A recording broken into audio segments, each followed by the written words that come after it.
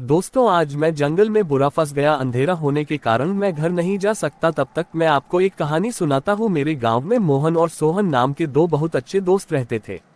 दोनों का बचपन साथ बीता और वे हमेशा साथ में ही रहते थे। एक दिन उन्हें गांव के पास के एक पुराने खंडहर हो चुके घर के बारे में सुनने को मिला। लोगों का कहना था कि वहां भूत रहते हैं। मोहन और सोहन को ऐसे किस्सों पर विश्वास नहीं था। वे दोनों साहसी थे और उन्होंने तय किया कि वे उस घर में जाकर देखेंगे कि वहां सच में भूत है या नहीं। एक रात वे दोनों एक टॉर्च और कुछ खाने पीने का सामान लेकर उस घर की ओर चल पड़े। जब वे घर पहुंचे तो चारों ओर सन्नाटा था। घर बहुत ही पुराना और डरावना दिख रहा था, लेकिन मोहन और सोहन ने हिम्मत नहीं हारी। वे घर के अंदर गए तो उन्हें कुछ खास नहीं मिला, सिर्फ धूल और मकड़ी के जाले। तभी अचानक एक ठंडी हवा का झोंका आया और दरवाजा खुद ब खुद बंद हो गया। दोनों दोस्तों के दिल की धड़कन तेज हो गई।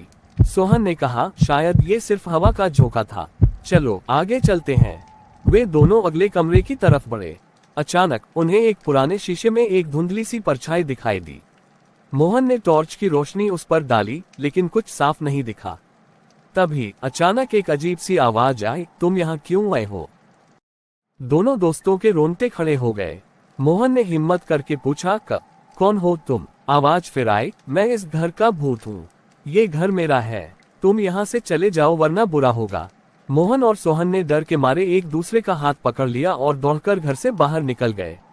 वे बिना रुके अपने गांव की ओर भागे। जब वे गांव पहुंचे तो उन्होंने सबको अपनी आपबीती सुनाई। लोगों ने उनकी बातों पर यकीन किया और तय किया कि उस घर को कोई और नहीं जाएगा। मोहन और सोहन ने भी कसम खाई कि वे अब कभी ऐसे खतरनाक जगहों पर नहीं जाएंगे। उस दिन के बाद दोनों दोस्तों ने समझ लिया कि हर जगह की अपनी एक कहानी होती है और कभी कभी पुरानी कहानियों को भी मान लेना चाहिए।